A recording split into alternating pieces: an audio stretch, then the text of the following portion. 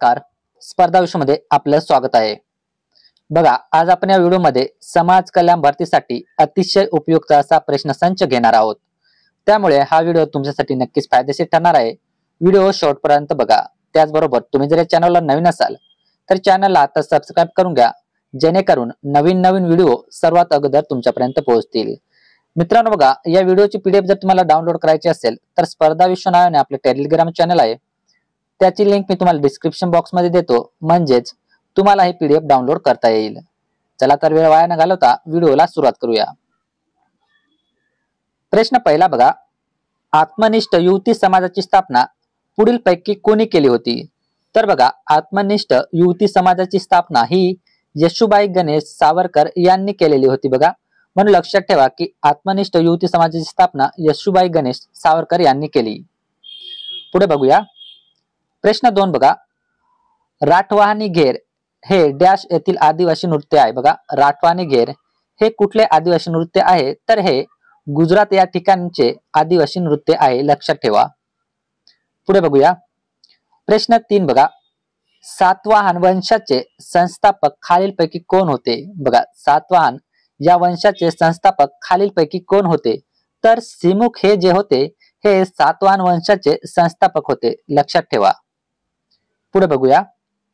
प्रश्न क्रमांक 4 आहे, 1857च्या स्वातंत्र्यात सहभागी झालेले चिम्मासाहेब महाराष्ट्रातील खालीलपैकी कोणत्या जिल्ह्यातील होते? बघा, 1857च्या उठावामध्ये सहभागी झालेले चिम्मासाहेब हे महाराष्ट्रातील कोणत्या जिल्ह्यातील होते? तर बघा, हे कोल्हापूर या जिल्ह्यातील होते. कोल्हापूर या जिल्ह्यातील होते, लक्षात ठेवा की कोल्हापूर या ठिकाणाहून चिम्मासाहेब हे 1857च्या उठावामध्ये सहभागी झालेले होते. पुढे बघूया. प्रश्न क्रमांक 5 बघा, पुढीलपैकी कोणत्या मराठी लेखकाला ज्ञानपीठ पुरस्कार मिळाला आहे? बघा, कोणत्या मराठी लेखकाला ज्ञानपीठ पुरस्कार मिळालेला आहे?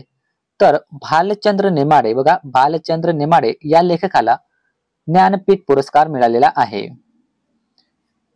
पुढे बघा. प्रश्न क्रमांक 6 बघा, कवी परमानंद यांची खालीलपैकी कोणती साहित्य कृती आहे? बघा, कवी परमानंद यांची कोणती साहित्य कृती आहे? तर शिवभारत. शिवभारत ही जी साहित्य कृती आहे ही कवी परमानंद यांची आहे. प्रश्न 7 बघा, महाराष्ट्रातील खालीलपैकी कोणत्या जमातीला भारत सरकारने आदिम जमाती म्हणून अधिसूचित केले नाही? बघा, कोणत्या जमातीला भारत सरकारने आदिम जमाती म्हणून अधिसूचित केले नाही, लक्षात ठेवा. तर वारली ही जी जमात आहे या जमातीला भारत सरकारने आदिम जमात म्हणून घोषित केलेले नाही. प्रश्न क्रमांक 8 बघा, राज्य पुनर्रचना आयोगाची स्थापना खालीलपैकी कोणत्या वर्षी झाली? तर बघा, राज्य पुनर्रचना आयोग याची स्थापना कधी झाली? तर डिसेंबर 1953. डिसेंबर 1953 या साली राज्य पुनर्रचना आयोगाची स्थापना झालेली आहे. पुढचा प्रश्न बघू. प्रश्न क्रमांक 9 आहे, ताडोबा अंधारी व्याघ्र प्रकल्प महाराष्ट्रातील कोणत्या जिल्ह्यात आहे? ताडोबा अंधारी व्याघ्र प्रकल्प महाराष्ट्रातील कोणत्या जिल्ह्यामध्ये आहे असं विचारलेलं आहे. तर बघा, हा चंद्रपूर या जिल्ह्यामध्ये आहे. पुढे बघू. प्रश्न क्रमांक 10 बघा, महाराष्ट्रातील कोणत्या जिल्ह्यात सर्वाधिक लोह धातूक आढळते? बघा, महाराष्ट्रातील कोणत्या जिल्ह्यामध्ये सर्वाधिक लोह धातूक आढळते? तर गडचिरोली या जिल्ह्यामध्ये सर्वाधिक लोह धातूक आढळते. प्रश्न क्रमांक 11 बघूया. भारताच्या 2011च्या जनगणनेनुसार महाराष्ट्रात सर्वात जास्त साक्षरता दर कोणत्या जिल्ह्याचा आहे? बघा, 2011च्या जनगणनेनुसार महाराष्ट्रातील कोणत्या जिल्ह्याचा साक्षरता दर सर्वाधिक आहे? तर मुंबई उपनगर. मुंबई उपनगर याचा साक्षरता दर हा सर्वाधिक आहे. पुढचा प्रश्न बघा, महाराष्ट्रातील कोणत्या विभागात सर्वाधिक खनिज धारण क्षेत्र आढळते? बघा, महाराष्ट्रातील कोणत्या विभागामध्ये सर्वाधिक खनिज धारण क्षेत्र आढळते? तर नागपूर या विभागामध्ये सर्वाधिक खनिज धारण क्षेत्र आढळते. प्रश्न 13 बघा, भारत सरकार शेतकऱ्यांकडून ज्या दराने गहू आणि भात खरेदी करते त्या दराला काय म्हणतात?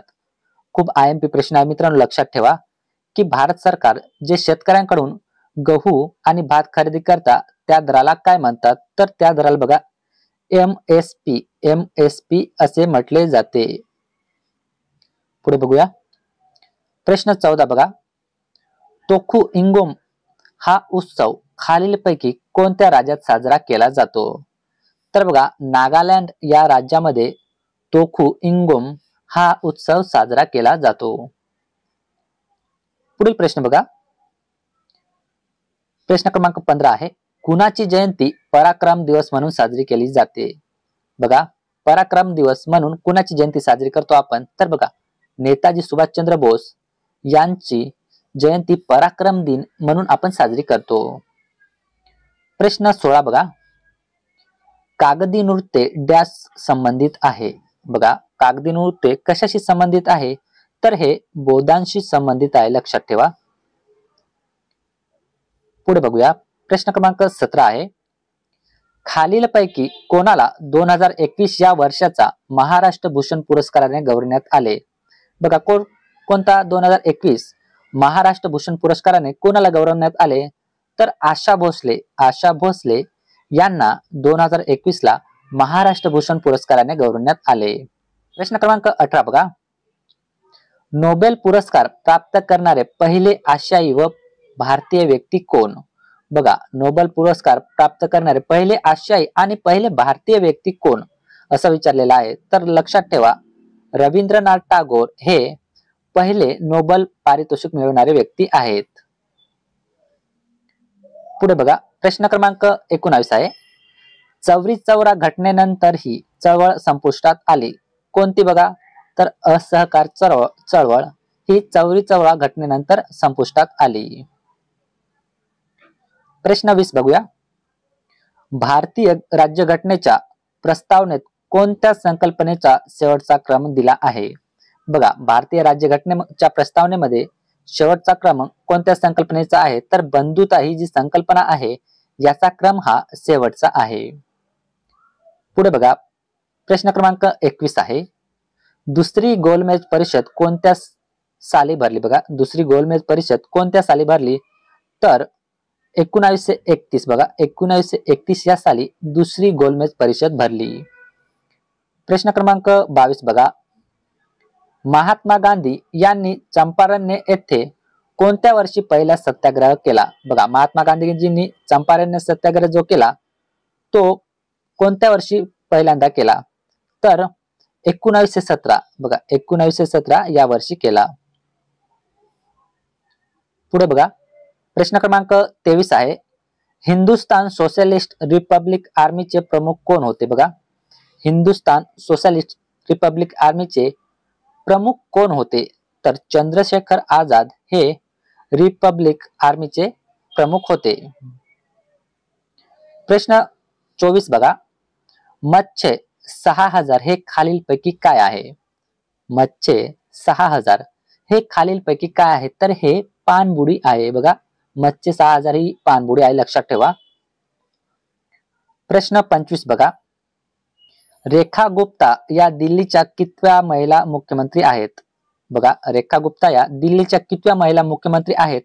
तर ह्या चौथ्या मुख्यमंत्री आहेत. ह्या दिल्लीच्या चौथ्या मुख्यमंत्री आहेत. बघा मित्रांनो अशा प्रकारे आपण या ठिकाणी एकूण 25 प्रश्न बघितलेले आहेत जे की येणाऱ्या भरतीमध्ये तुम्हाला नक्कीच उपयुक्त ठरतील. तुम्हाला जर हा व्हिडिओ आवडला असेल तर व्हिडिओला नक्कीच एक लाईक करा आणि आपल्या मित्रांपर्यंत शेअर करायला विसरू नका. चला तर इथेच थांबूया. जय हिंद, जय महाराष्ट्र.